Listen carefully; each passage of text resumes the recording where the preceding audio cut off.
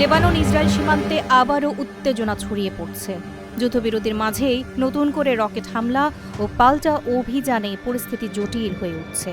ইসরায়েলের বিরুদ্ধে যুদ্ধবিরতি লঙ্ঘনের অভিযোগ তুলে বৃহস্পতিবার উত্তর ইসরায়েল লক্ষ্য করে রকেট হামলা চালিয়েছে লেবাননের সশস্ত্র গোষ্ঠী হিজবুল্লাহ।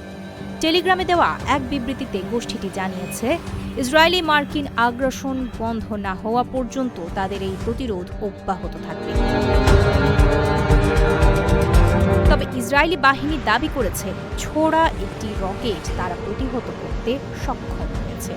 এর আগে পাকিস্তানের মধ্যস্থতায় ইরান ও যুক্তরাষ্ট্রের মাঝে 2 সপ্তাহের যুদ্ধবিরতি কার্যকর হয়। যদিও হিজবুল্লাহ শুরুতে এই যুদ্ধবিরতি মেনে নেওয়ার কথা বলেছিল।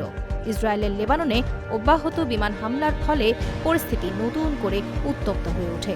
মঙ্গলবার রাতভর রাজধানী বৈরুত সহ বিভিন্ন এলাকায় ইসরায়েলি বিমান হামলায় ব্যাপক হতাহতের ঘটনা ঘটে। লেবাননের পক্ষ থেকে একে পূর্ণ মাত্রার যুদ্ধাপরাধ হিসেবে আখ্যা দেওয়া হয়েছে। এদিকে ইসরায়েলের প্রধানমন্ত্রী বেনিয়ামিন নেতানিয়াহু স্পষ্ট জানিয়েছেন, ইরানের সাথে যুদ্ধবিরতি হলেও হিজবুল্লাহর বিরুদ্ধে অভিযান বন্ধ হবে না। একই অবস্থান জানিয়েছে ওয়াশিংটন।